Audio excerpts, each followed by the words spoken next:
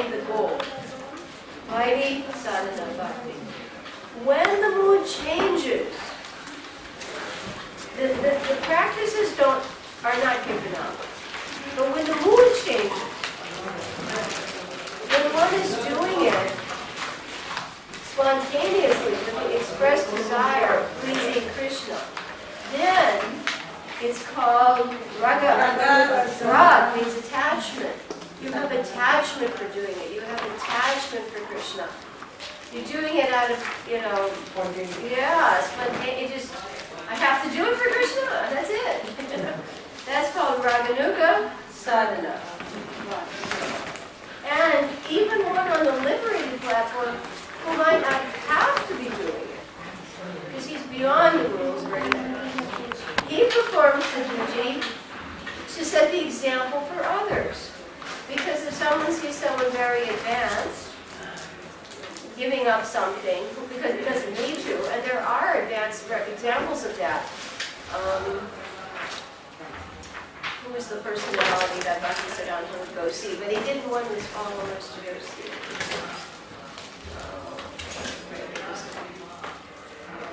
Vamsidas Babaji, right? Right, Vamsidas Babaji. And he was in Vatsalya.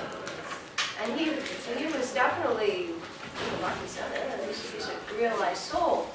But he acted in such a way that someone who wasn't able to be on that platform would be confused. They would be confused. And even you think Gorakishore Das Babaji, any of the Babajis, genuine Babajis, not the ones that are externally pretending to be or thinking they are, but Jagannath Das Babaji, Gorakishore Das Babaji, Vamsi Das Babaji, they're on a liberated platform, but their behavior cannot always be understood.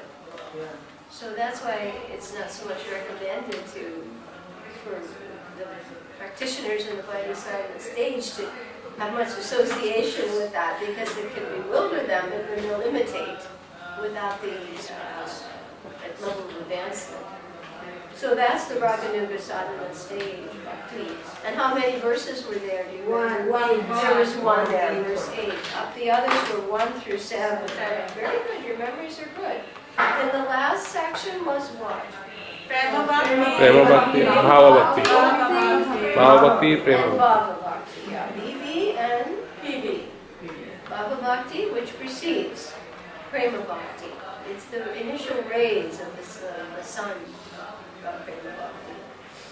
But even at that stage, there's a degree of incompletion because Bharat Maharaj fell from that platform. So it's still not quite there. From 9 to 11. So now we understand those are verses 9 to 11. 10 and 11. 9 through 11. Okay, so you did pretty well on your recall test, all right? And you have your preface, Vaidhi Sadhana Bhakti, 1 through 7, Raganuga Sadhana Bhakti, 8, and from 9 to 11, Bhav, and Prema Bhakti. Okay, so now you understand the breakdown. Now the next thing is, let us see how good our recall is without looking at our study guides.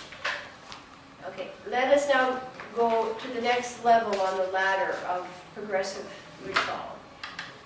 In our preface, we had two important terms, subtopics given in the study guide. Now again, try not to look at the study guide. Try to remember what we've done through our revision. Do you remember what the summary statement said, or the topic, not the summary statement, the topic statement, the preface. She has it right. The goal And the means. And the means. Very good. The preface, the two important, if I were to put a title on that preface, I would say the goal and the means of Krishna consciousness. The goal plus the means. All right. Now, can I recall what was the topic for the first text, the first sloka? Do you remember what that one was? Yeah, it was Controlling mind and Controlling, senses. very good. Controlling controlling, and what's the number? Because we have a good number here. 4 verses have the number what? 6. Right. Controlling the 6. Right, the 6 urges. Right. This is the first step of practicing sadhana bhakti. The 6 urges that come with a material body. It comes whether you wanted it to or not. You will have these 6 urges. So the first step of practicing spiritual life is to control them, and when we read the book, the answer to all 6 urges is Krishna conscious, positive means, right? Because alone, without Krishna consciousness, it's temporary and artificial. It's an artificial It's artificial with temporary soul. So controlling the 6 urges is the basic title for the basic point from text 1. Okay, now we have the number 6 also for text 2. We have 6 for text 1, 6 for text 2, 6 for text 3, and 6 for text 4. And then interestingly enough, in the other texts, like 5 and 6, we have the number 3 coming up 3 times. Yeah. 3 times. 3 times. 3 3s. So we have 4 6s and 3 3s. So if you keep those numbers in mind, those are anchor memory lanes for bringing to surface the information, the philosophical points I need to understand and apply. Okay, everybody good on that one? Yeah. So our first text was 6 urges that have to be controlled, and our next one is the 6th one. Attitude? Obstacles. 6 Obstacles. 6 obstacles that will spoil your advancement. We're already faced with 6 urges, okay? That's tough. That's why this book is so important, because it comes with the package. The minute one has a material body, these urges are part of it. These are the animalistic urges. So to rise above it, you can only have something that's beyond animal awareness. It has to be transcendental awareness. So now you're also going to have 6 obstacles. And it's important to know what those are.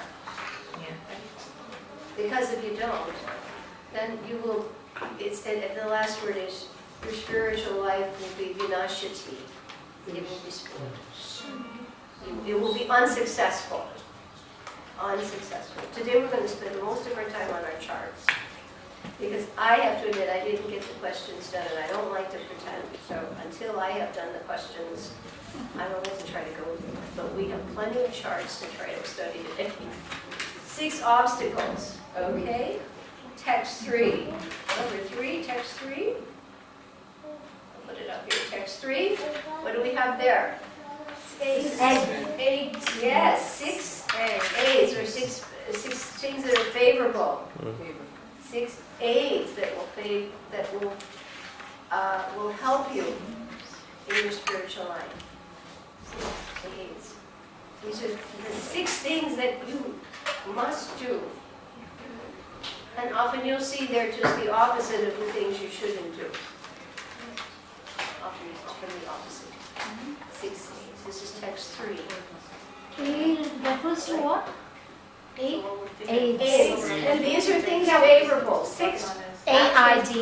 favorable to progressive spiritual. Developing AIDS. All right? Now, everybody got that? Yeah. Now, text 4. The 6 comes up again. And these are exchanges. Right. These are the loving exchanges. And they're grouped into 3 groups of pairs. Right, because they are like giving and accepting prashadam, giving and accepting advice, and giving and accepting gifts. So you have 3 pairs. Totaling 6 loving exchanges. So the 4th text deals with that. Again, I think you can all see how by keep revising these structural points is necessary. Because then when you're reading, Otherwise, the volume of words builds up, and the main idea becomes buried. It just becomes public. 6 exchanges. Now, in the 5th text, we now go to 3. 3. And we have 3 threes. Okay? We will be hearing about 3 types of devotees, 3 levels, their behavior, right? We'll be hearing about the 3 energies, okay? And we'll be hearing about the 3 kleshas, the 3 miseries, inherent with one under the jurisdiction of the external energies. The 3 sufferings automatically inflicted either simultaneously or one right after another, but there's no break. If anyone is at all conscious, intelligent, observant, he can admit, all of us in here, that the minute it's not too cold, it's too hot. If it's not too hot, the weather's nice, but you're sick. And if you're not sick, your dearest friend just passed away. Or, you just have to worry about a visa. It doesn't stop. Have anybody here not realized that? Yes. And don't think that there's some person who's spared. You think, oh, that man is really rich. I wish I had all of his money. I wouldn't be suffering. Don't believe that. Krishna has made sure he has owned his own package of suffering. It may be some people who keep coming to him for money. It may be that his wife is not into Krishna consciousness. It may be that his children are doing something horrible. No one under the influence of material energy is spared. So there's no need to envy anybody. You don't need to do it. Actually, this teaches compassion. You just may not know what their suffering is. I think there was a famous American black-bodied singer who used to say, I remember, sometimes when I'd be through the worst of my Krishna consciousness, she would say, nobody knows the trouble I've seen. Krishna. And I used to think, thank God. Sometimes you'd be able to put on an external show, and sometimes you couldn't even do that. Nobody knows the trouble I've seen. But everybody has it. And if you haven't seen it all in this lifetime, you probably saw it in a previous one, right? Or it may be just around the corner. Yes. Right, like Srila Prabhupada would say in England, they say, hello, good morning. Hello, how are you? Good morning. Hello, good morning. Prabhupada turned to his devotees and says, they say good morning because nothing's happened yet. So it's just wait a little bit. Wait a little bit. It'll happen. And if you had something really wonderful happen, look out, because it's sure to be something really bad right after it. Okay, so we're going to be talking about, back to the 3 levels of advancement or eligibility, 3 energies, and which one are we in, and which one can we become under the control of, and 3 of the miseries that everyone under the control of the external energy must suffer. Guaranteed. And that's all in text 5. Thanks, bye. Okay. These things should help us, because I'm just sort of giving you preliminaries of the maps, because we're going to spend a lot of time on the map. Okay, now text 6. Text 6 is focusing now on the highest level of devotee, pure, the one who is the Uttama. So we're going to be hearing about how one deals with these types of people. So we're getting here, our key word was pure. The topmost devotee. How should one see him? How should one deal with him? in which way should you associate, proper association, because association is essential in spiritual life, but it must be proper. So that's where you need the guide of the nectar of instruction. You can associate with equals in one way. You can associate those who haven't had as much experience in Krishna consciousness in a different way. And you can associate also with those who are elevated, but they cannot all be done in the same way. It won't work. You'll actually endanger your spiritual progress. If you try to associate with a highly advanced devotee and you're not on that platform, it could be highly detrimental if you don't know how to do it. And the same way, if someone's not so involved in Krishna consciousness and you try to associate too intimately without giving right and taking association, you can actually lose your position. You can go down. Because association, they explain, is the crystal. You pick up the quality, the crystal picks up the color of the object next to it, reflects. So by your association, you will reflect the qualities in the other environment, person, thing, anything. You can be associating with your computer, a book. Right? Even a book can affect you if it's a mundane book. A picture can affect you, right? Pick up a newspaper. Even though these days, wow. You have to go to a really high platform to know what's going on. So association is more than just hello, how are you, and let's have lunch together, right? Okay? So that was number 6, and then number 7. Again, we have 3 coming up in this one. This one has to do with chanting the holy name, and we're going to be hearing about the 3 stages of the chanting process. From the neophyte to the middle stage to the pure stage of chanting. So we have 3 a lot in the book. We have 6 a lot and we have 3 in the book. And then in the 8th verse, we remember this one was Radha. Yeah. And we're going to be hearing again about the complete absorption in hearing and chanting at this stage. So this one is just, complete rag means attachment. A complete absorption and attachment for hearing and chanting. And when you get to that stage, you'll appreciate what that really means. You'll have no desire for anything else. Obviously, all of us sitting here must have some desire for hearing, or we wouldn't be here right now. Right? We wouldn't be here. And hearing is an amazing thing, because hearing automatically means reflecting and then ultimately following. If you hear something, and you really hear it, not you just went in this side and not the other, but it actually registered and you reflected on it, and then you realized it, then the next step is following. So that's why hearing is the first step of our process. And that is how we make it. And the hearing must go on. It must never stop eternally.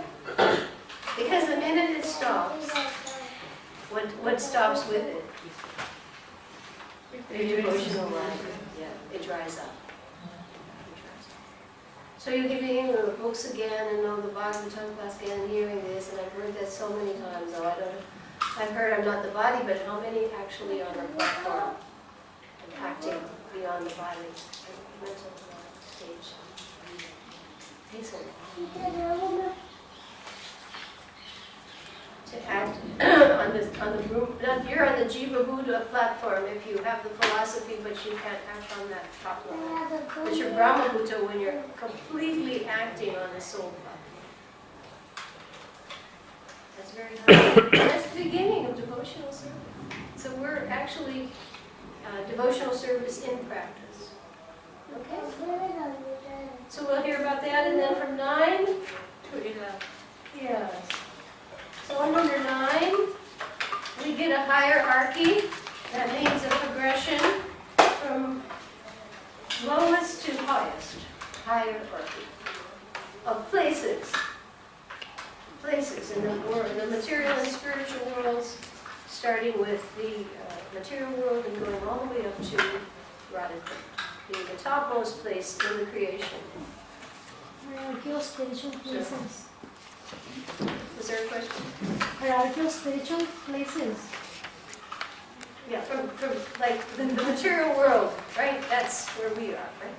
But from there, then you go up to through this Vaikuntha's, and then you go to Mathura, and then Vrindavan, and then Govardhan, and you find each of them is because of Krishna's connection with it. Like his connection with the material world is through his agents.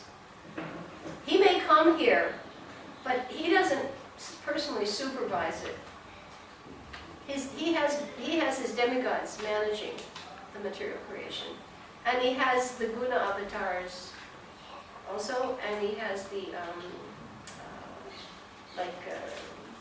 Kshirodaksha Vishnu, Garbhodaksha Vishnu, Mahavishnu, his expansions, his Purusha, thank you, his Purusha avatars in different stages of that creation and participation.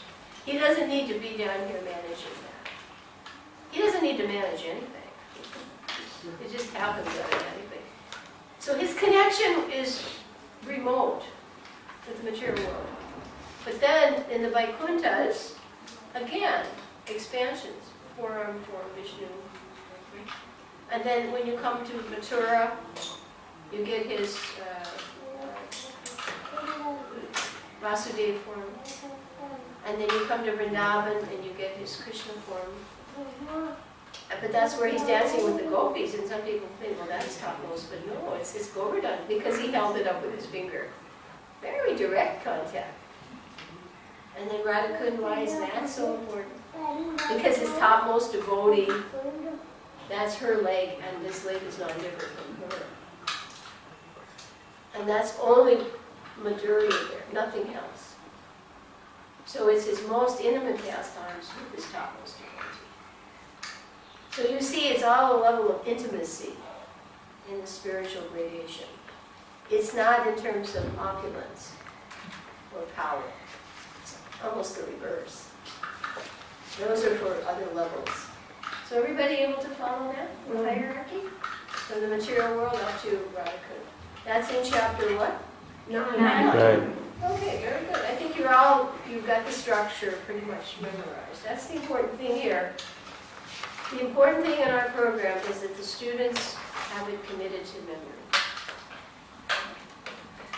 Now 10, we have a hierarchy again. Only this is in terms of personalities. Okay? Starting with fruitive workers and going all the way up through those who are more elevated in understanding jnanis, right? And then going beyond that, those who are devotees and different gradations of devotees. And again, coming to the topmost position, which is Radharani, right? His pleasure potency. She has manifested. He has his pleasure potency, his mercy feature manifests in the form of Radharani. The form one has is the manifestation of one's potency. So, now our next is 11. And this is the glories of Radhakund. So you'll hear here the descriptions of Radhakund, what it means to be at Radhakund, how to bathe at Radhakund, if one doesn't, right, and how to do that, the guidance. And again, the importance of it, and how very few attain it. You'll hear many, many points in chapter, verse 11, about the glories. So you can see now, after this progression, how Prabhupada used to warn about Radhakund. When the devotees would go there, neophytes coming from the West with heavy conditioning, and hear higher things, they thought, but without the understanding. He would say, come back, you're going to become a monkey. Because one offense at Radhakund, that's it. That's it. And how easy it would be to make one. And even Bhaktisiddhanta said, they think, many of the Babas there, he said, they think they're in Narakund, in Radhakund, but they're in Narakund. Narakund, they're in hell. Because the activities performed there are most abominable. More abominable than performed elsewhere. Because the expectations are so. Everybody able to follow that? Yeah. So you see why this book means, Prabhupada said that they want to go to Radhakund and reside on the banks of Radhakund, because that's where any devotee who has spiritual intelligence would want to be. But he said, but what about verse 1? Have they controlled speech, mind, anger, tongue, belly, genitals? That's not an intelligence. Control those urges. So now you know this flow of the verses, and you know the structure. Mataji, but what about those who are born there? I have no idea. I'm not in a position to go there very much or judge them. I don't know what they do. I don't know what they do. It takes an elevated person to judge another person, doesn't it? Like if let's just take anything we know pretty well. Okay, Radhika Priya knows cooking quite well. It's her nature, she's done it a lot. She would be able to look at a certain preparation, and she would be able to taste it, and she would say, yeah, this cook really has a good sense. Now somebody else, not so refined in that skill, might say, oh, this is nice, you know. Maybe not even appreciate something fantastic. Just take it as ordinary. And if it's not so good, oh, it's all right. I'm just eating because I'm cold and I want something hot, you know. So that kind of thing in any field, be it an Ayurvedic doctor who can take your pulse and tell you your liver's weak. Nobody else around here can do that. It's a fine. Can you imagine how fine spiritual awareness must be? Those who have not only knowledge but experience in assessing.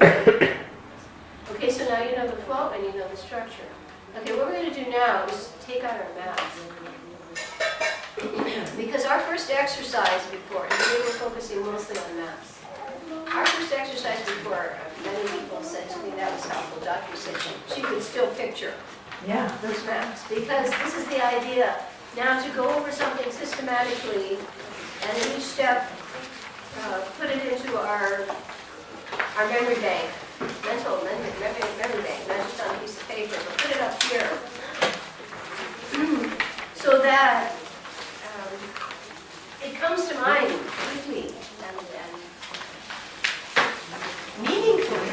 Not just information popped up, but meaningful, the message. The message. You don't have these sets? You don't have these sets.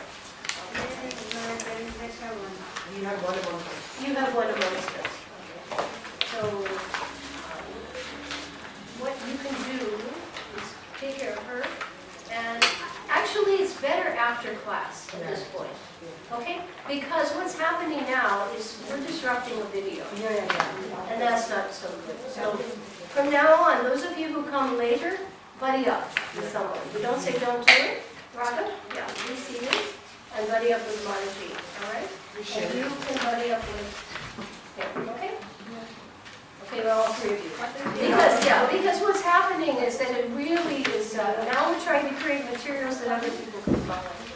So I'm not saying it's bad to come in according to your schedule, but it is bad if we have to disrupt the class too much. Okay? So the whole thing is a process oriented. There's no perfectional stage. As soon as you think you've hit it, Krishna will put in another banana peel. Everybody knows that one? Okay, are we ready now? Let's go back on a quick revision on chart 1. Walk through map 1. Everybody have it? Yeah.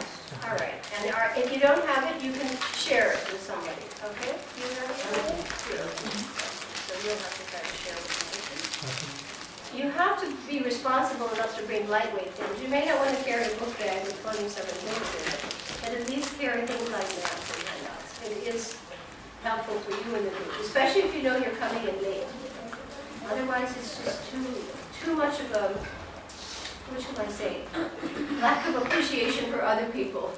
You have to have compassion for the others as well. So our first map that Srimati has brilliantly presented, is text 1, walk through map 1, all right? And remember, our study skill is to look at the headings that are biggest and boldest. So when we looked at it, we saw 2. And our first one said, what? Real atonement. Real atonement. And our second one said, standard process. And from that, we saw 2 lines, which mean that there were how many standard processes? 2. So the first heading is real atonement, and the second bold heading is standard process, of which there are 2. And we see text under real atonement, so later we want to find out what is the definition in that text of real atonement. Obviously, that's what is being provided. Now, under standard processes, we see type that's less bold, but still bold. Scale is important, size. So we see smaller type, but it's still bold, so this is a subheading. On the left, what do we see? Right, so we see 4 words: regulative, principles, mystic, yoga. Now the important thing is regulative, because that means these things, these principles are followed on a regular basis. Regulation is the key to success in spiritual progress. If something's one day but not the next, or this or that means it's not really being followed in practice. The habit is not set in. Irregularity is the habit. That's not really part. Now, on the other side, what do we see? It's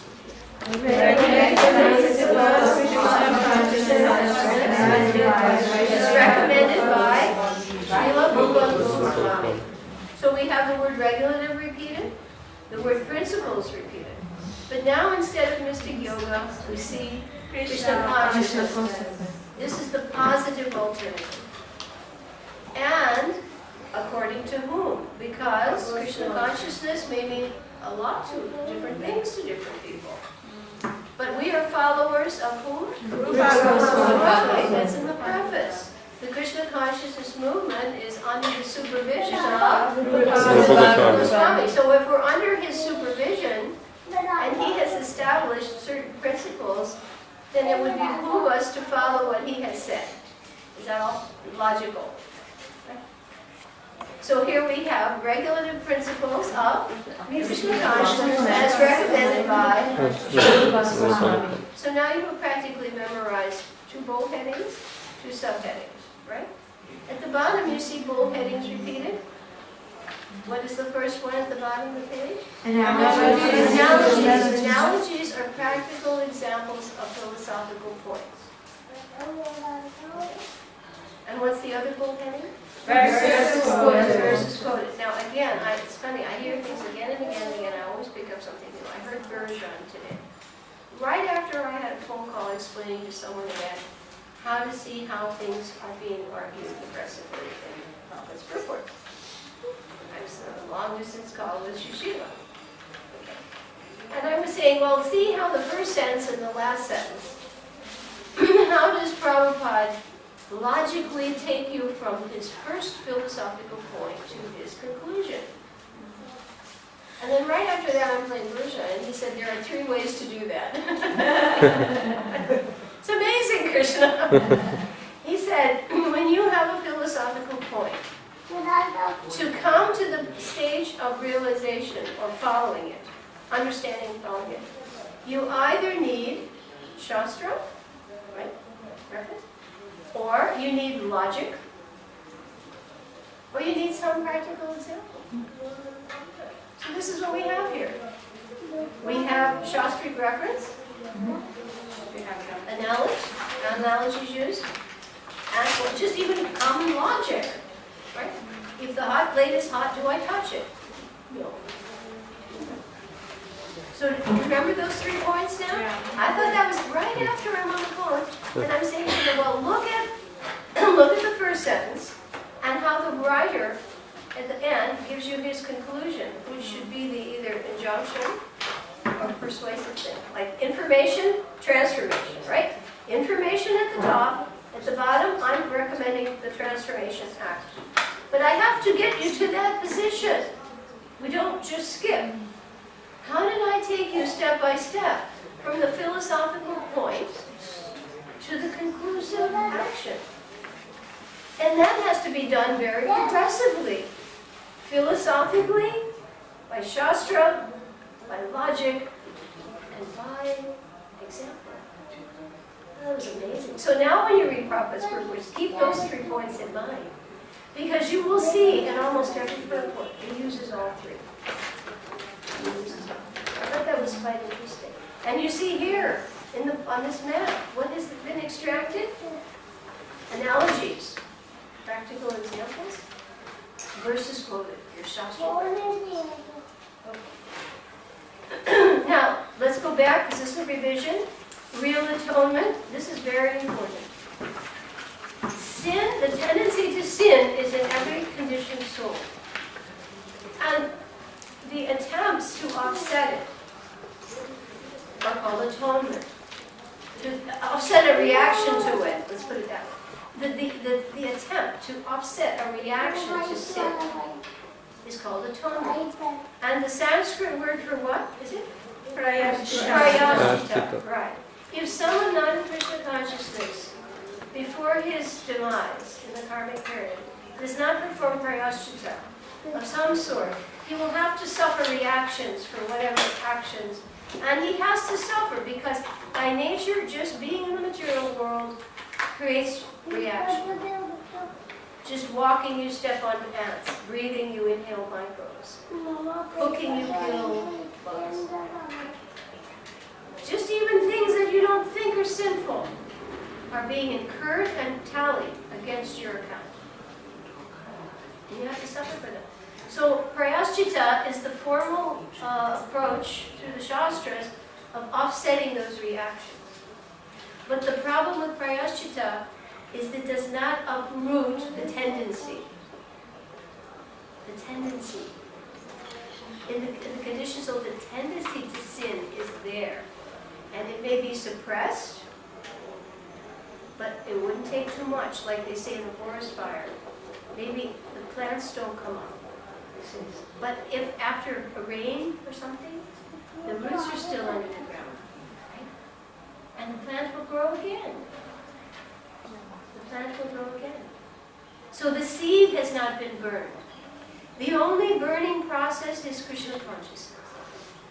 So that is why in this statement, awakening one's dormant Krishna consciousness is the only way to uproot the tendency. Burn it. Because you're coming in contact with the pure, that's Krishna. And only Krishna can burn all of this. And any way you contact him, either through the philosophy, the devotees, the prashadam, all these are burning up the desire. That's why devotees are in a very fortunate position. So real atonement involves coming to real knowledge. And they mean real knowledge, in this case, equated with Krishna consciousness. Because Krishna consciousness is real knowledge. What goes under the name of knowledge, actually in the material world, is relative and perhaps not knowledge at all. So everybody follow what's there on the progression? Real atonement. Atonement is called prayaschitta. Real atonement means coming to real knowledge, which means coming to Krishna consciousness. There are 2 processes. What are they?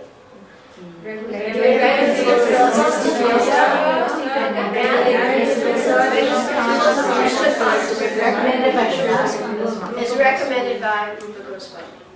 And at the bottom, there were analogies. It has 4, right? The thief and the police.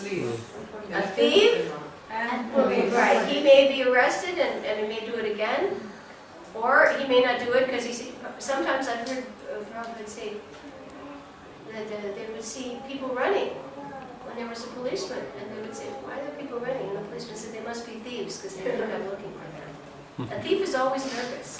That's why everybody in the material world is anxious. Because knowingly or unknowingly, he's a thief.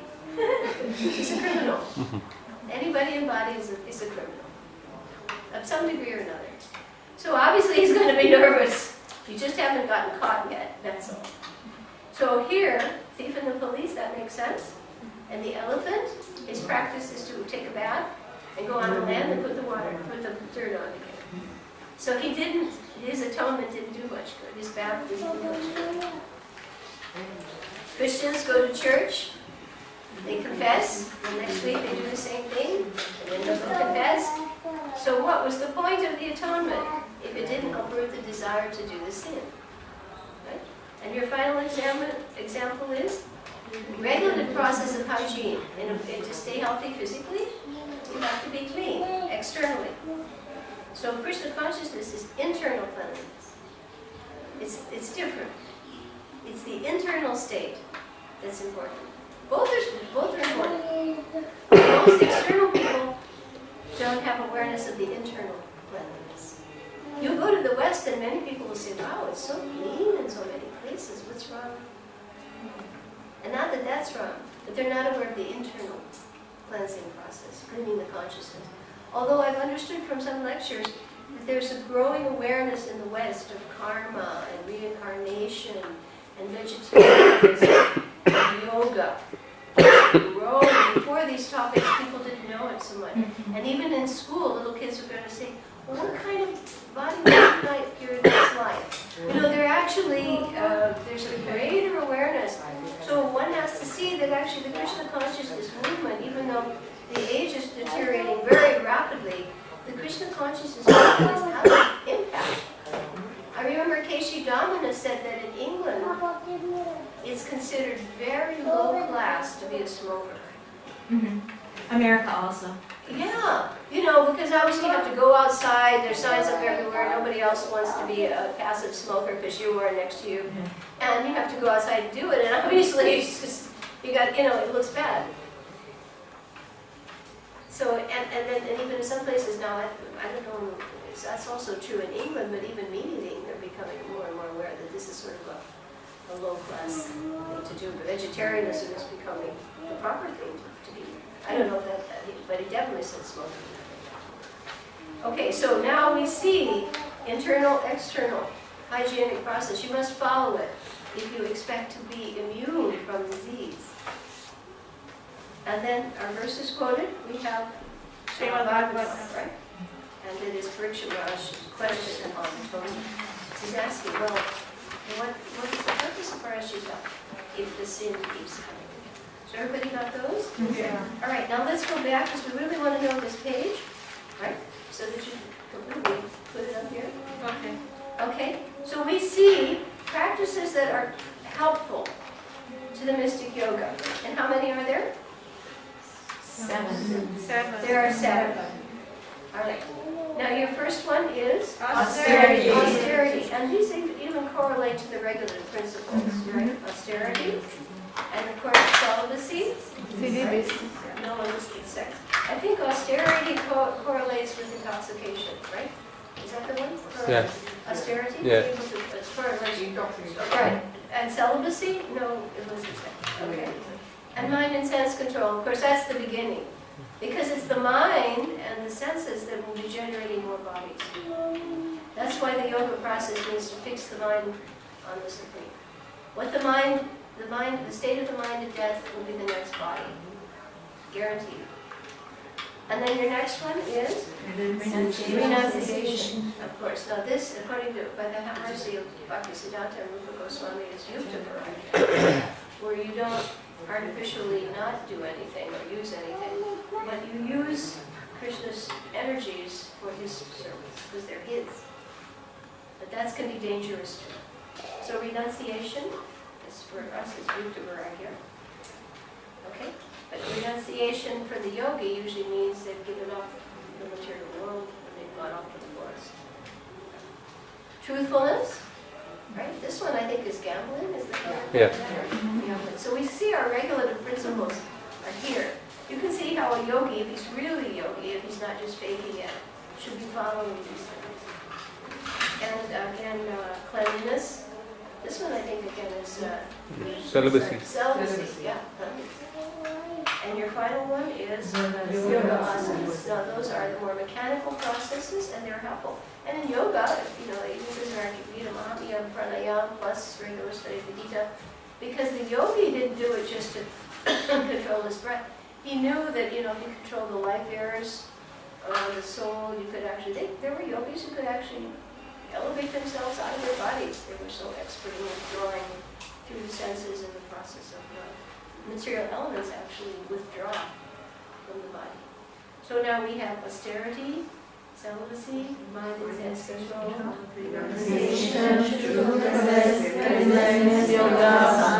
Okay, so I think almost all of our regulative principles are there. Add to that yoga asanas. 2 of them, cleanliness and celibacy, go together. And mind and sense control, that's the starting point. Right? And renunciation, we know is yukta vairagya for our process. Engaging the senses, right, rather than trying to artificially withdraw. Now if we go to the other side, we have 3 things to remember. Krishna consciousness must be followed under the guidance of what? Bona fide spiritual master. Again, Purishan said, trying to take to spiritual life without that is like trying to educate yourself. See people try, and again, that's what we talk to our homeschooling families. You have to put yourself under some system, somebody, right? You can't just make it up. Oh, I'm going to sit here and figure out how to write. You either get a book or a teacher or something. You can't just make it up. And yet spiritual life people will say, I think this is spiritual. This is spiritual. And it may be intoxication, whatever. I think this is spiritual. But they're making it up. The most elevated thing that requires the most care and the most guidance, well, I can make it up. So you see how impractical that is. And then what's your next one? Methodology. Yes, methodical training. Association of devotees, because that's strengthening. For people now without ISKCON, not too many devotees would make it. Would you, without the structure? No. And then your last one? So you see how these pretty much correspond to what the yogi does. Okay, so you pretty much got this page? All right. Can you take a minute now, turn to your study partners, and see if you can tell them, what is this first that's all about?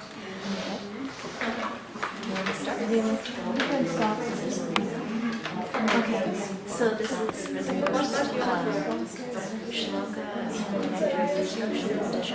Nectar. The first thing on the map is real-time, and it talks about how you can't just, go and say that I want forgiveness and then continue and do your sin. Then we've got standard processes. So we've got on one side, which we call core religions. We've got regulated principles and mysticism. So under there we've got mass renunciation, yoga asanas, truthfulness, and 2 others. Mind and sense control, and celibacy. Okay, on the other side we have regulated principles of Krishna consciousness according to Srimad Goswami. What we have there is regulated principles of being under the guidance of the spiritual master and methodological training. Methodological training. Then, for example, we have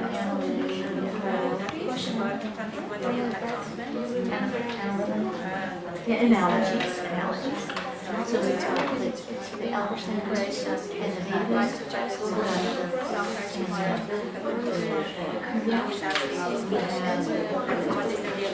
the Christians that go in for confession, and we have and then the last thing we have is all these standard processes. We have reference. And authority is a verse from Maharaj Purity. Standard procedures. So then, Canto, chapter 1, verse 9 and 10. there are principles which is for practice of the yoga asanas, and principles which are for regulative principles of Krishna consciousness, which is done by Srila Vishnu. And principle of mystic yoga are 7. And it is necessary to get the basics. And what does Priyachita mean? What does Priyachita mean? Renunciation. Means atonement.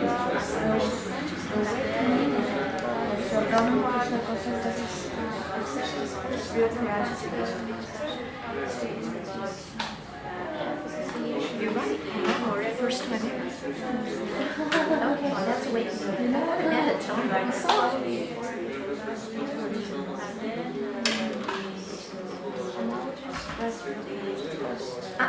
All right, you're wrong. All right, you're wrong. Thus, being Priyachita so Priyachita means atonement. So then we have Real Priyachita. But I just asked what it means. Yes, atonement. Well, that is, see, but, yeah, it's a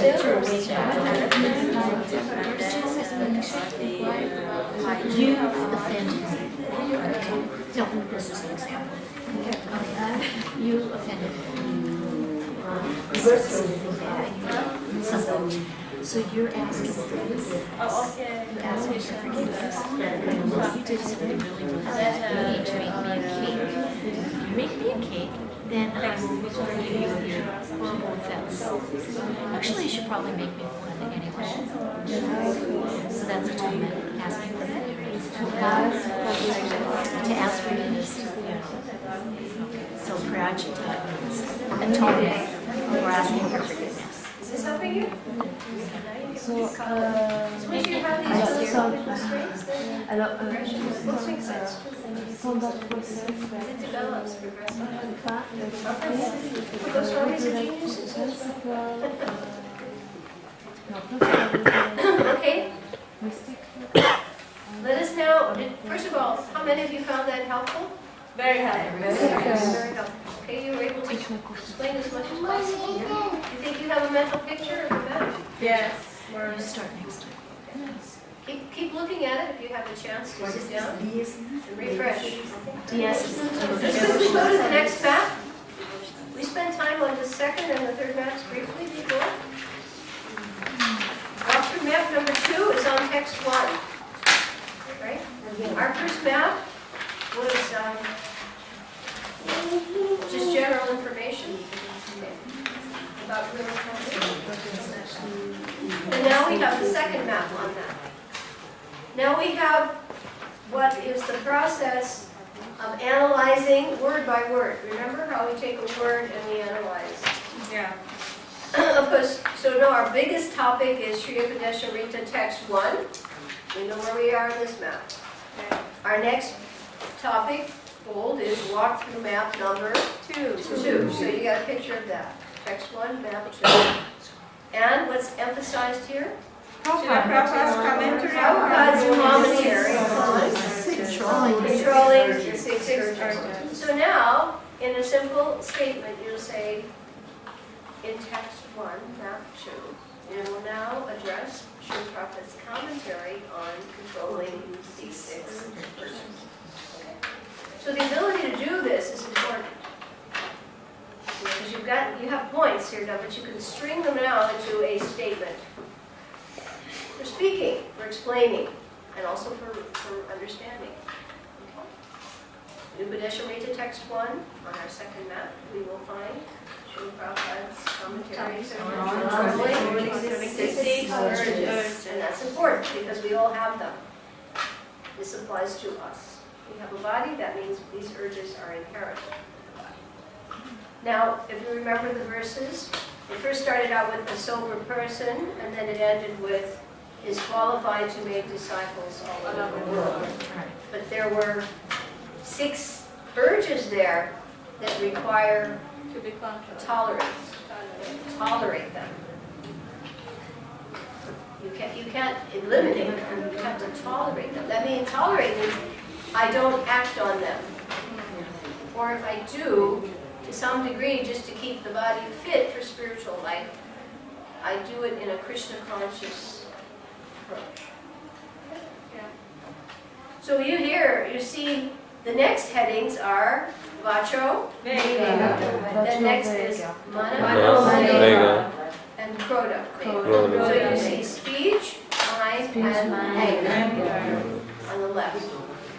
And on the right, you see 3 headings in a row because they are considered, at least according to the body, to be in a line.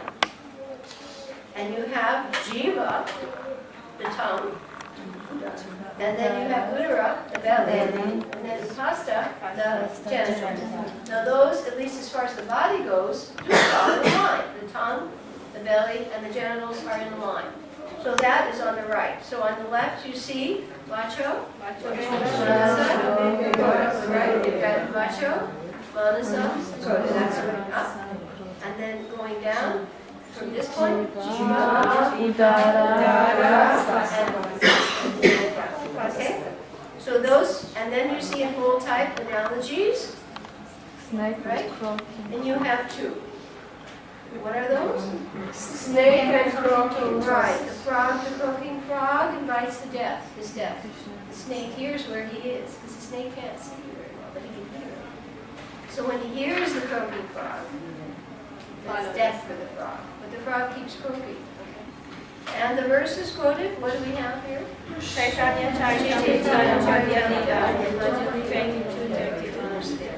In which Lord Chaitanya advises not to eat too opulently or dress too opulently. Now, we notice sub points under Vacho and all of Mana and Kroda Jiva, and they are the same practically. Yeah. If you don't do these, you degrade, and if you do control, you Elevate. So now we're going to find out from this text what will degrade, what actions will degrade me, and what actions will elevate. So now you know the structure of this text. Okay. So every one of them, the answer for elevation is Krishna consciousness, because that is the positive alternative. That is the positive. Restraint, artificial restraint, or inaction, or no attempt at restraint, that's your worst. Some artificial attempt at restraint, at least temporarily they work, but it's not permanent. And the only permanent and positive solution is Krishna consciousness. That is the purifying agent. So again, the whole point of this book is to get you to become convinced that Krishna consciousness is essential. If your life has purpose and it's supposed to be beneficial. How many here want to have a purposeful life? Some people don't even know what the purpose of life is. Eat, drink, and be merry. That's it. For tomorrow you shall die. And that's the hedonistic approach, and that's actually degrading. But a Krishna conscious devotee has figured it out. That's why we're here. That doesn't work. But then, what do? So purpose in life, I want to have a meaningful life that's beneficial, not only to me, but to others. Right? Even the altruist or philanthropist, he has some awareness, well, I should exist for the sake of others. But even those are based on bodily concept. So they can't really do that much unless they're linked with Krishna consciousness. All right. So here now on this page, we have to be careful. We will be degraded if we deal with materialists or impersonals, because what they have to say is nonsense. The croaking of the frog.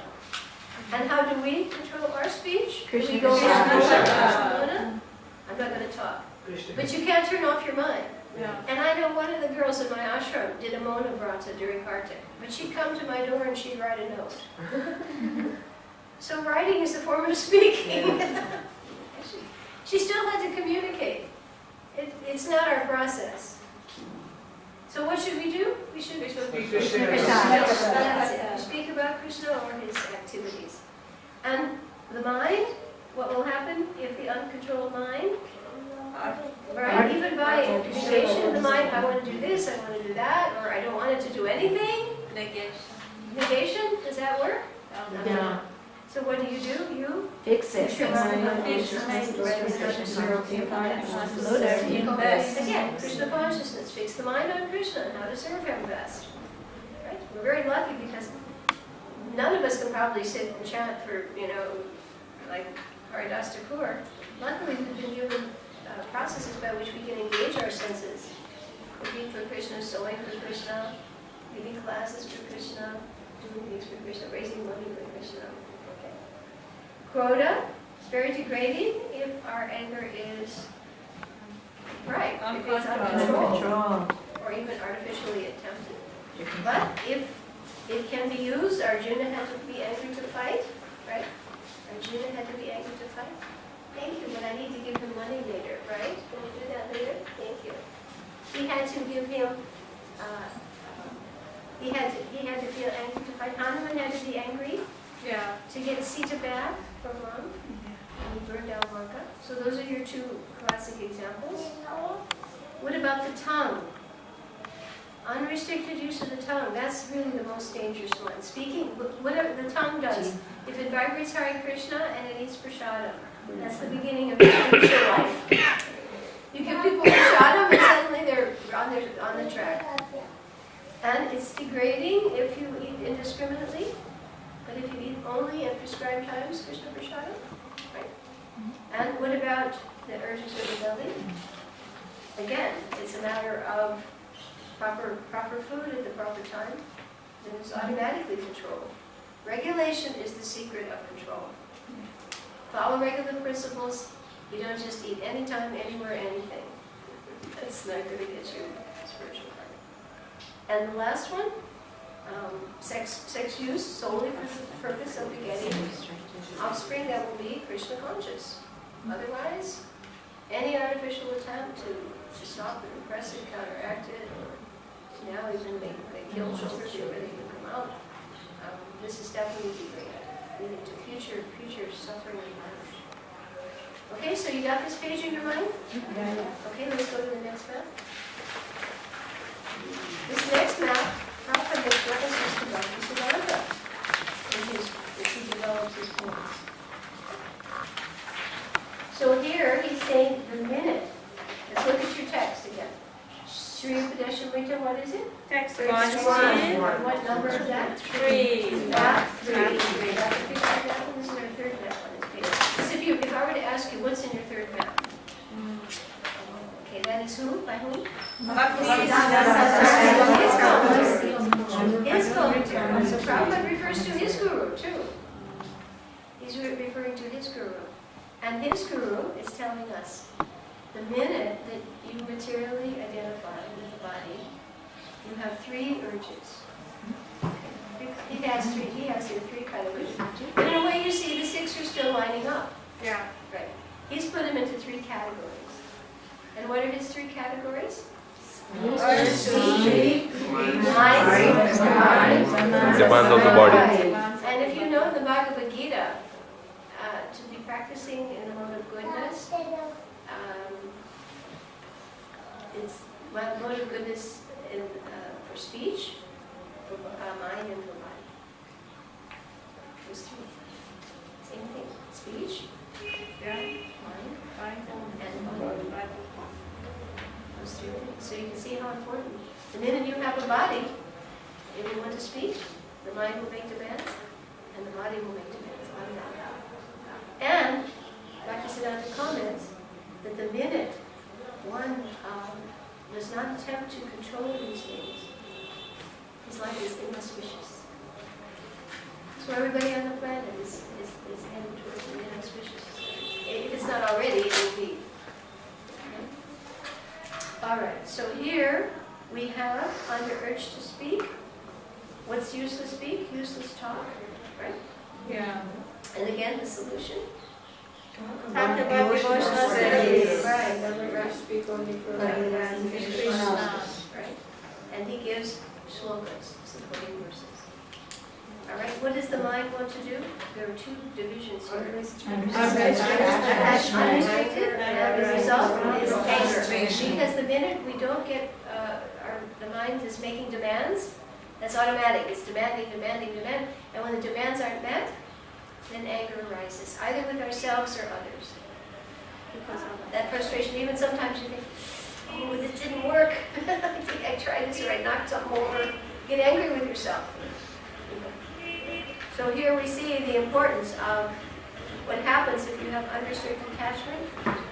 And the Sanskrit for that is unrestricted attachment bound to bring anger. And even if you temporarily get results, you have greed because Ola may get it again. I had somebody gave me a sweet ball. I want one more. You see, it's never enough. People have millions and millions and millions of dollars, but I need to have more. That's the automatic thing because there's no other goal. They don't have a goal. They can't be satisfied. The only answer to life is more. More this, more that, more cars, more cell phones, more. They asked John Paul Getty, who was the richest man in the world one time, what was the thing he wanted in life? He said more. That was his one-word answer. Joking, huh? No, he meant it. He meant it. He meant it. Because what is his goal? There is no goal. I have to just have more of something. That's obviously the answer to life. More cars, more women, more this, more that. But it's going to be the purpose. So like, Who was that person? I didn't J. get Paul John Paul Getty. He was before Bill Gates. He was Oh, he was one of the, I mean, long before. I mean, when I was in America, before I was little, he was a multi-billionaire. From newspaper? From a newspaper? Is it? I remember reading that in the newspaper. No. Is that how he got his money? No. It was quoted, I think, in the newspaper. Bhagavatam was. No. How did he make his wealth? Oh, his wealth. I don't know. He was multi-corporation. He's multi-millionaire. I don't remember what. And for Bill Gates, it's the computer. This was before a computer, so he must have been a corporate conglomerate type. I don't know what he did, but he was the world's richest. And when they asked him what did he want in life, he said more. So it's what's all they can ask, you know. What was the point? Okay. And so the next one is Viroda Yukta Krodha. What will happen if you don't get more? What happens? Frustrated. Become frustration. So that's the demands of the mind. Without Krishna consciousness, you won't be satisfied. And dissatisfaction brings more bodies back. That's why this one symptom is said of Shudra. You know how it says about Arjuna, you're acting like a non-Aryan, like a Shudra. You're lamenting. If a person's always complaining, it's Shudra. Oh, it's too. That is generating more bodies. So why does a Brahmin not complain? He tolerates. He knows I complain. Take one. So Shudras are in a bad position and there we go. Oh, I didn't like that. Or, oh, this apartment is not enough. Or, oh, I don't, watch out. Because when the Brahmin went to Krishna with the meaning's letter, the first thing he said, are you satisfied? Yeah. He said, yes. Very good. That is the reason, because dissatisfaction is the cause of transmigration. So heavy. So the minute you're ready to complain about something, check it. First thing. Thank you, Krishna, for this cold day. And the tongue, right? How do we control the tongue? Krishna Prasad? Yes. And there are references for that. Okay, and the body? Don't take more than is necessary. Don't take more than is necessary to fulfill your spiritual life. Right? And obviously, genitals for the sake of begetting Krishna conscious children. Very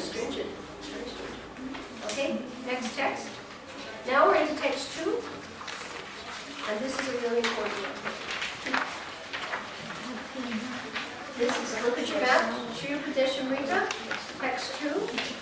Now, the first one was the 6 urges. We had a lot on that one. You see, that's important. That's your initial stuff.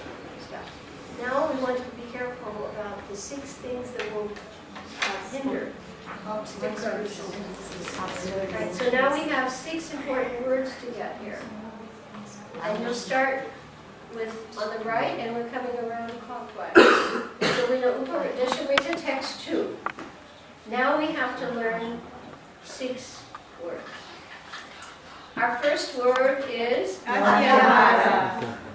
Atyahara. Atyahara. Let's just say the words together. These first 3, 4 texts are very important. Like from 9, 10, 11, not so hard. You know, we can get through the hierarchy and we pretty much understand that. Raganuga, let's read about it, we won't understand that one too much. But these are essential to us because this we have to say, okay, am I applying this understanding to me? Atyahara. We're not going to try to understand it yet. We're going to go remember through. Second one is prayasa. What's your first one? Atyahara. And the next one is prayasa. Now the next one you've heard a lot. Prajalpa. You hear that? That everybody here knows what that is. Right? If you were to ask which of these 6 do you have the most trouble with, probably most people will say Prajalpa. Unnecessary talk. Then we have number 4, we have alternate reversals. We have niyama, which means rules and regulations. But we have agraha and agraha, right? One has a long ah and one has just ah. Niyam agraha and niyam agraha. It's just a matter of how long you hold the sound. That's all. These boys are Sanskrit boys. They'll know that. It's just a matter of how long you hold the sound. Niyam agraha and niyam agraha. Like you'll either have Vasudev or Vasudev. So your first one was what? Ahara. And Prayasa. and then Prajasa. you have A and 2 P's.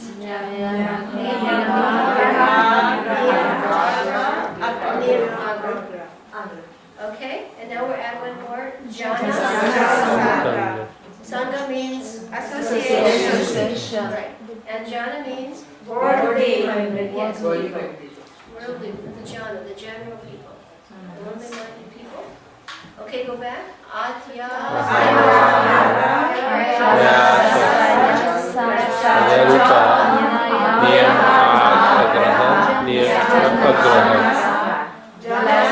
Sanghas is a joining place. Joining, sangha.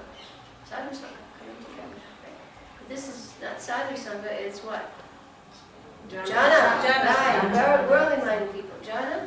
Now the last word you'll hear is gloria. Now gloria, in terms of spiritual life, is the way to get Krishna, greed for Krishna. But this is gloria for material things. Okay?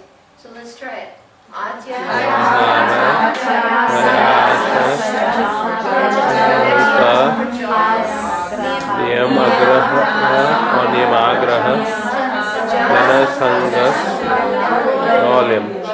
Okay, so you have APP, those 3 APP, and then this side you have NJ, NJ. Let's put those on our slates. If you can remember that, that'll help us with the trigger. If you can help, just take your codes off and help. So your first one was APP, right? Atyahara,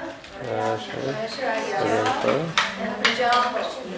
And then the next one we have Niyama, and then we have A, either Agraha or Agraha. Niyama, Agraha. And then the next we have J.S. Jana Sanghas. And the last one is Gloria. Lovely. Alright? Lovely. Now when you do this, you'll know your sloka. You'll do this one because this is your sloka.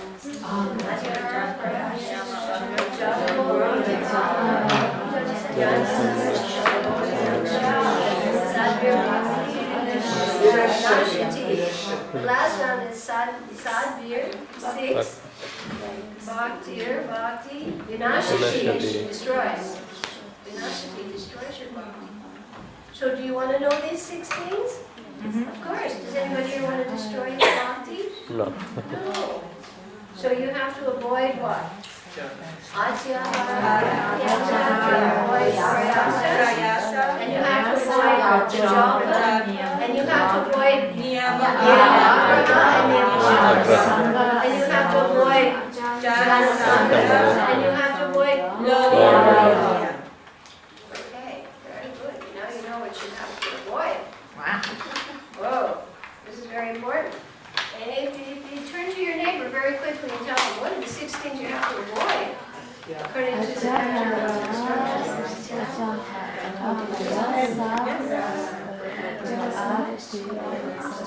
Very good.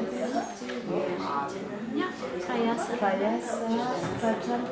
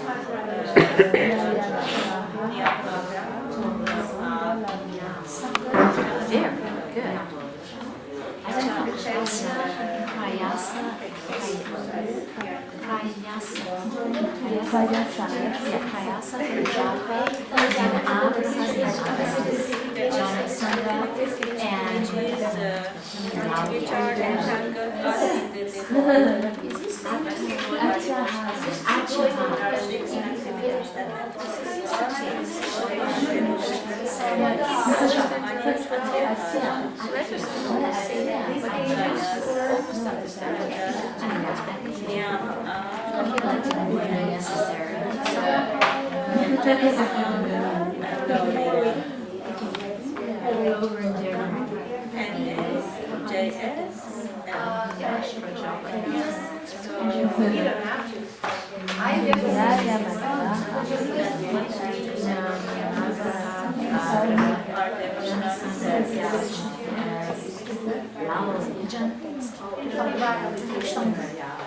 It's interesting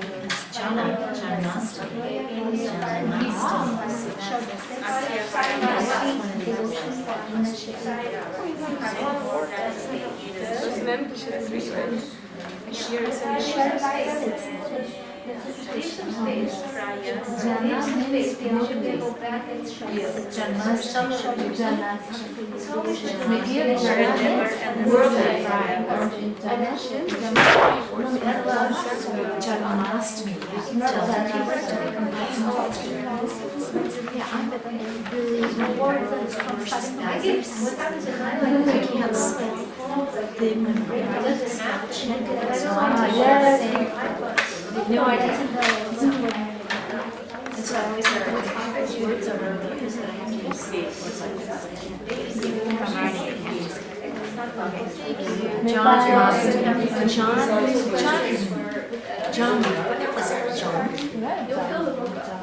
John must. No,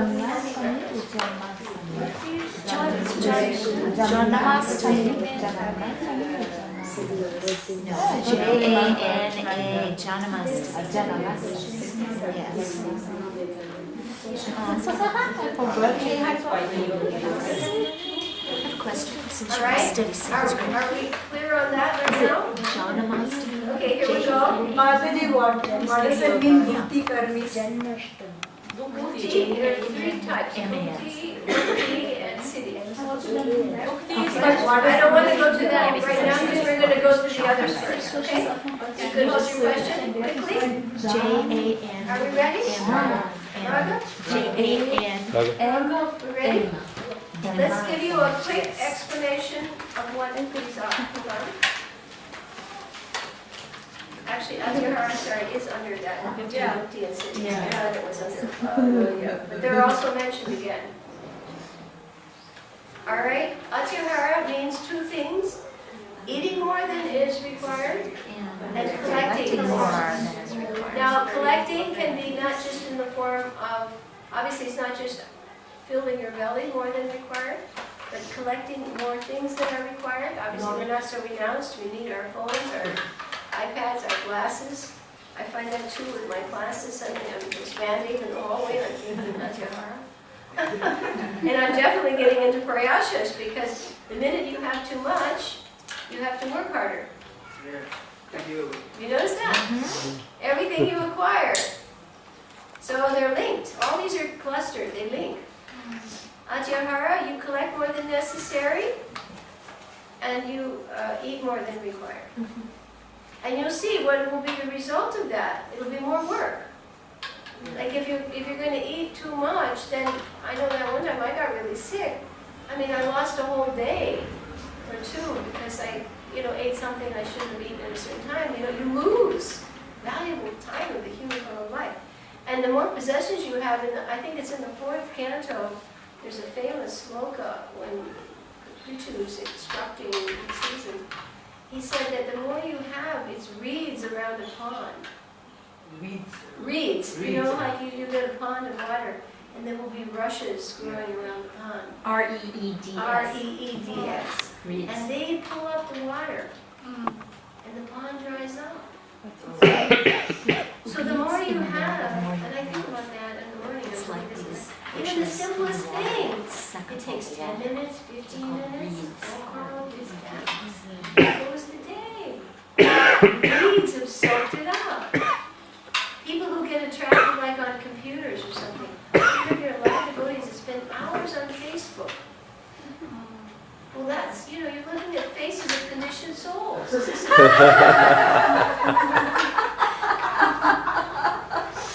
That should be it. Faces of Conditioned Souls book. Yeah, faces of conditioned souls book. I mean, I'm thinking, my God, what are they doing? Faces of conditioned souls. And even if they're devotees, it's still some conditioning there. What should you be facing? You should be looking at Krishna. Books about Krishna. It's so dangerous. They don't get it. Maya's very strong. Whoa, Maya is so clever. Her business is to keep us in a prison. That is her job. Keep them here and figure out how to do it. So many elevated devotees are also using Facebook. Many Prabhu's, Mataji's, and Prabhu Mataji, you just heard me say, you can't buy back 1 minute of your time. Millions of times. Actually, the whole, Purusham said it brilliantly, he said, the whole material world is filling up the gap from birth to death and then rebirth. You see them sitting on the train, doing crossword puzzles, doing this, doing that. They're just filling up the gap between birth and death and more birth and death. But they say they're using it for Peter preaching. Burwash's book, The Dash, Be the Master of Your Dash. From the time you're born to the time you die, what do you want to do? He's Okay. coming. So at Atyahara, watch out for those reeds around the pond. Prayasha, what happens when you have too much? Over endeavor. And that can even be in terms of knowledge. If there's unnecessary knowledge, there's some people who like to just read a lot of books and do this and that. But if it has no point, it's not in regard to Krishna, your spiritual progression. It's over endeavor, unnecessary endeavor. Okay, our endeavor is not to inquire about the absolute truth. We will simply increase our endeavor to satisfy our artificial needs. We have to. I have to have more cars. I have to have more this. I have to have more that. Those are artificial needs. You have needs in the body, but you're allowed just that. Pujalpa. And he puts that, unnecessary talking, but he also adds newspapers, other things. Because that's a form of speech. Prabhupada's purports are a form of speech, are they not? They're kirtan. He's talking to you. And what about niyam agraha? following rules and regulations just for the sake of it, not for the sake. You know, that means your body's there, but your consciousness is somewhere else. And the other one is you just don't do it at all. That's the other extreme. And Jnana Shanga, what kind of people do you not associate with? Worldly Worldly-minded people, because suddenly you start picking up their mentality, their mood. You look into their faces even. Prabhupada saw a picture one time on the cover of Time magazine of Nixon on the cover. And he said, oh, God, don't look in the face of that man. Look at the face of. Like President Nixon at the time he was the president. And his picture, of course, was on the cover of the magazine. He said, don't look into the face of that man. Obviously, later it proved out when he resigned eventually. But you know, you look into their faces and you're getting their mentality. The Look at index this, yeah. face is the index of the Yeah, it's the index of the mind. A devotee can, expert psychologist, a devotee can read a face and tell you, oh, this person very, very sensuous. This person's very proud. You know. And loyal, again, this will come from Jnana Sangha. And what do we want? Either bhukti, which is enjoyment, material enjoyment, siddhis, mystic perfections, free.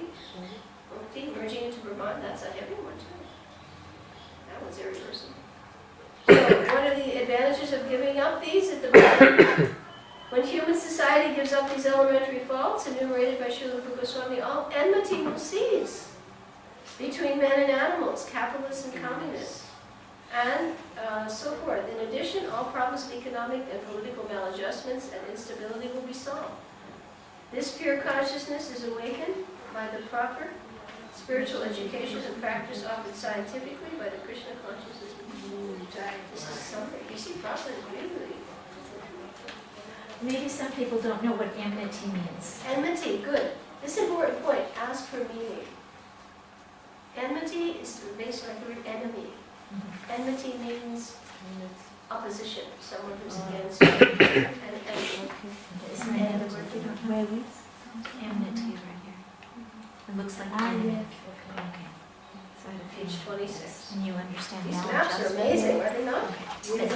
Okay, so Atyahara is next, and what's the next one? Prayachas, Ajalpa, Niyam Agraha, Niyam Agraha, Janasanga, Lolyam. Okay, so we need a little time now to read Yes, the I think Bhagavatam. it was some. It's a way, I mean, actually, these classes, I'm trying to keep an overview, but still, even in the overview stage, there's so much. Yes. Thank you.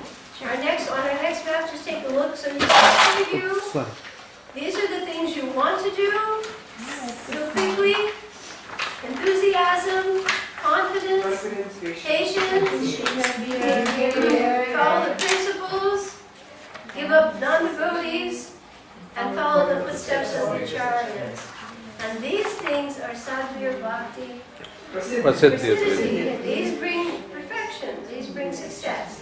The other ones bring failure, these six bring success. And I love the way Prabhupada will define, do you see they're linked? Yeah. To be enthusiastic, you have to have confidence. Can you be enthusiastic about your teacher if you didn't have confidence in him? No. No. It is not coming. And do you have to be patient to study Sanskrit? Yes, of course you have to be patient. You just can't go in there and say, okay, tomorrow give me my degree. I finished 4 years or something. You're in for a 4-year stretch, my fellow. So you have to be patient. But you have to be all three. What? Enthusiastic? Confident. You have to be enthusiastic. Can you be enthusiastic about, you know, I keep using her reference of cooking, because cooking is our religion, you know. You have to go in the kitchen and cook in hot weather and stand over a stove and so many ingredients and work so hard. Can you do that without enthusiasm? Without impatience. Would you do it without confidence that you're going to try to do something nice for Krishna? No. You go in there and I don't know where the salt is and I don't know. Although in the early days many devotees had to do like that. I know what you mean. And then be patient. Even if it didn't come out, you're going to try it again next time. Right? And then again, I have to follow the regulative principles. I have to do that. And I also have to abandon, right, the association of those who are not favorable. And also need to follow a good cook. Yeah, I follow a good cook. Bona fide. And then finally, the last one, do what the previous acharyas have set out for us, because they're our parampara. That's why Prabhupada's referring to Bhaktisiddhanta so much, right? Following his footsteps of his previous guru. Okay, so do we have a little time to read something from the Bhagavatam? I would hope to give a half hour on that. This is so important because many devotees, this small little book, they don't really appreciate how valuable. This little book, how many people realize now?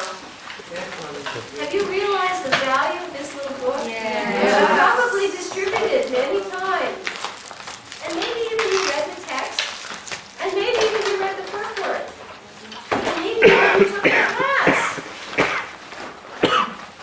But do you really begin to appreciate this little book? Sure. This is a wonderful little book.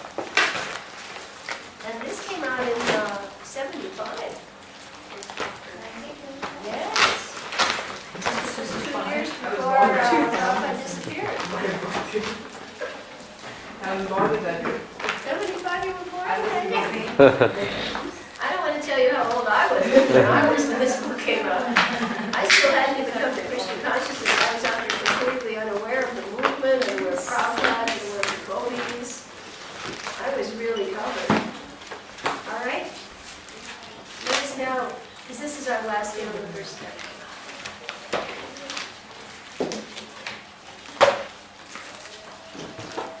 So you follow along with your cursor, your index finger. Everything from? And I'm trying to think what would be really special.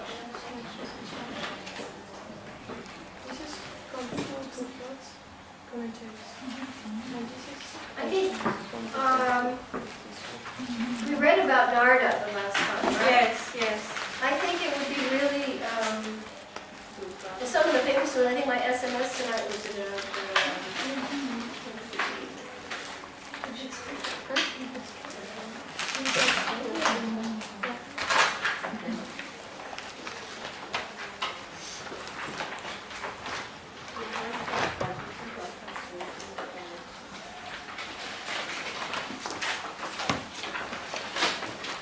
Let's go to the page of Krishna's departure from Hastinapur and his arrival in Dwarka. This is a very beautiful descriptive one.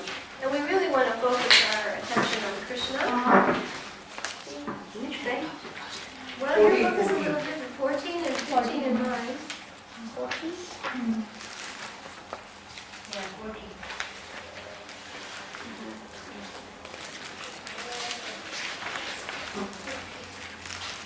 Okay. So, we'll just jump around with the paragraphs a little bit. Can you find the paragraph? It's about the third one. Other palace ladies came.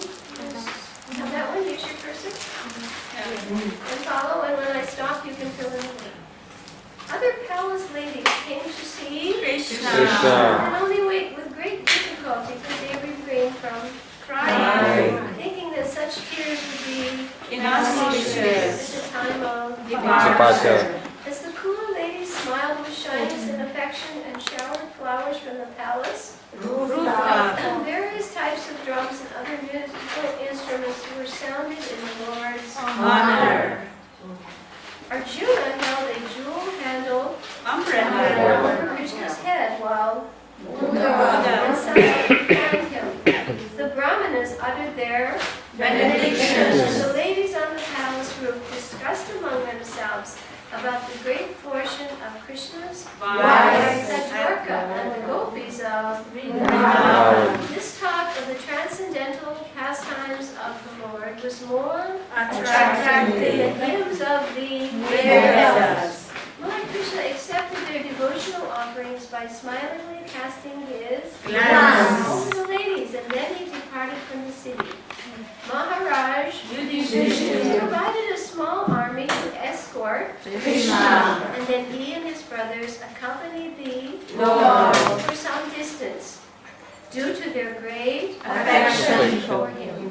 Finally, Krishna persuaded the Pandavas to return home. and after doing so, he continued swiftly on the road to Dwarka. Right, so it's nice, huh? Yeah. What a nice feeling there. We're just trying to pick some very emotionally kind of sense. While entering Dwarka, now we're going to jump a little bit. Can you find that one? Yes. Let's find while entering Dwarka. Yeah. While entering Dwarka, Lord Krishna acknowledged these greetings by casting his transcendental glance over the Citizens. and he also saw how the city had been gorgeously decorated It was full of opulence, the streets, marketplaces, and public parks, were thoroughly cleansed and moistened with Scented water. The city gate, as well as all the doorways and arches along the roadway, were decorated with banana trees, and flower mangoes, and and colorful flags. Very beautiful description. In every residential doorway, auspicious articles such as yogurt, fruit, sugar, incense, nuts, and full bottles of water, please. and the fruit, flowers, and abundant seeds were strewn here and there over the Ground. Upon hearing of Krishna's arrival, Vasudeva, Akrura, Ugrasena, Balaram, Pradyumna, and the other sons of the Lord abandoned their engagements of Eating, sitting, or or resting, resting, and hastened to meet him. keeping the brahmanas and elephants in front, they rode upon their Chariots. and were accompanied by the sounds of and the Bhagavatam. chanting of the Vedic Hymns. Hundreds of famous prostitutes, and all beautifully decorated, proceeded upon various vehicles, for they were very eager to see the Lord. There were also numerous dramatists, Singers and dancers and who makers. desired to offer their respective talents for Krishna's pleasure. Indeed, all the citizens came out to greet Krishna. and in turn the Lord offered each and every one of them due Respect.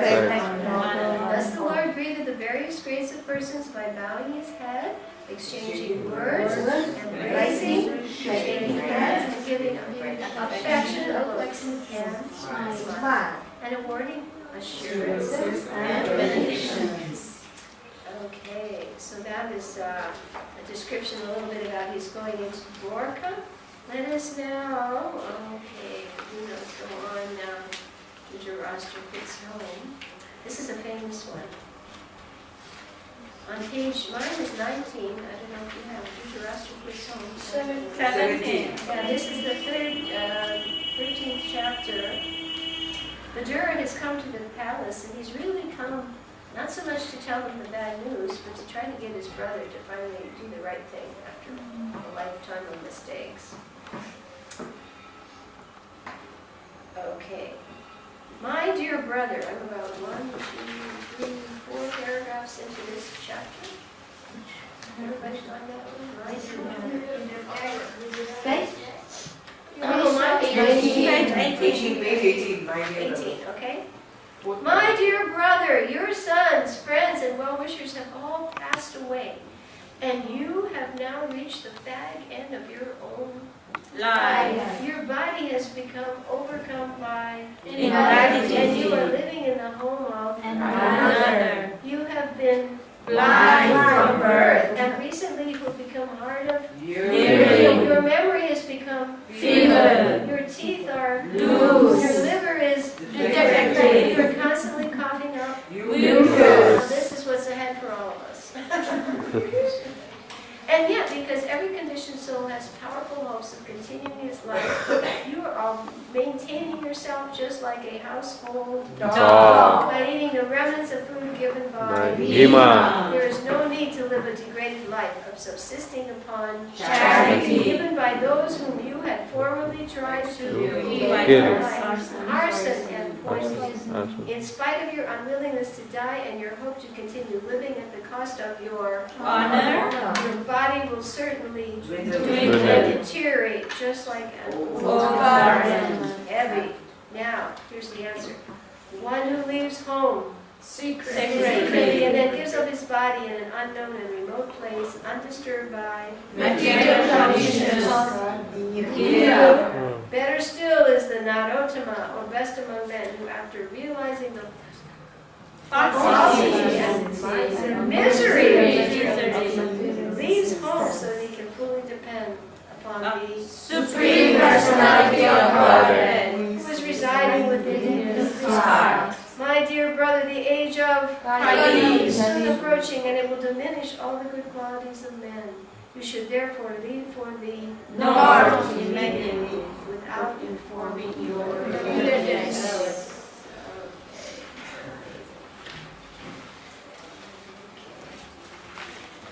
And I like this one. This is a good one for us on page 23. My book. When Arjuna has returned, and at this time everybody has learned that the others have done. 22 maybe for your book. I don't know. We're hearing now about how Arjuna is What is the title? missing Krishna. Did we start with Right, something? 23, and this is the chapter on disappearance of Lord Krishna and the retirement on. This is an important one for us.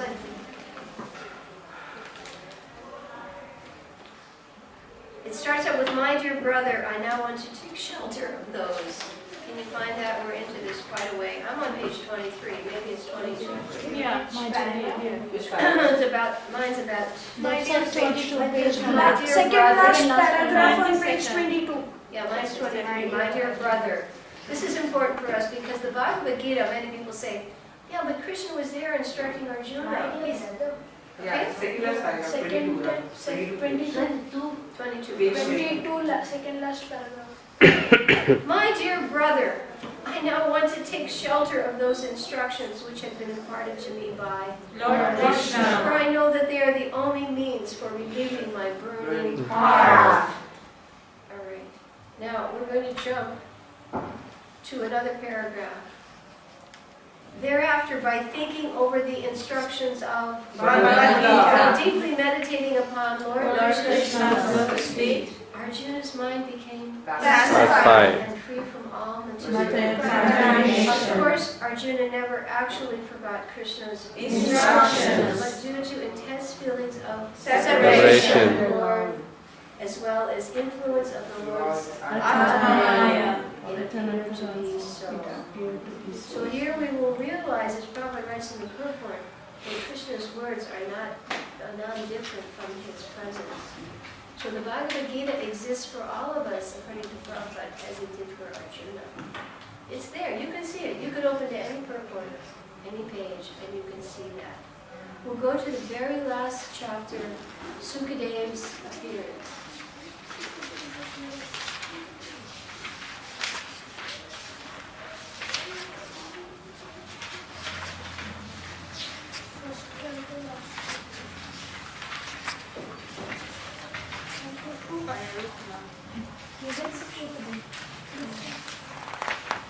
This is the Canto one?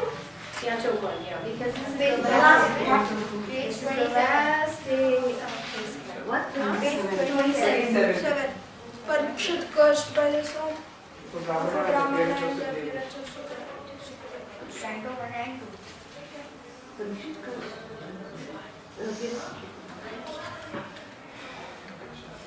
Okay, now I'm on page 32. For you, it might be 31. 31. This is very 27. What is the paragraph?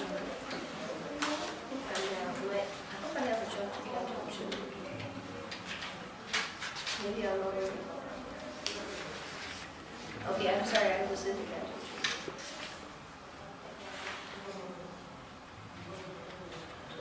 Let's go.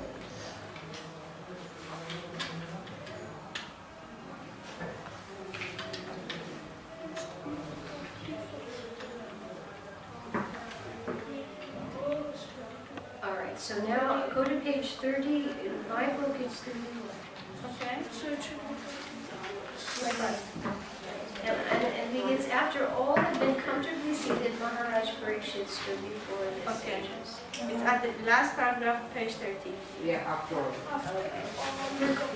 After all had been comfortably seated, Maharaj Parikshit stood before the assembled sages with folded hands and said, "The Supreme Lord, who is the Supreme Controller, has kindly overtaken me in the form of a Brahmana's curse. The Lord has done this out of his causeless mercy, for I had become too attached to family life and opulence. O Brahmanas, please accept me as a completely surrendered soul, for I have already taken the lotus feet of the Lord to my heart.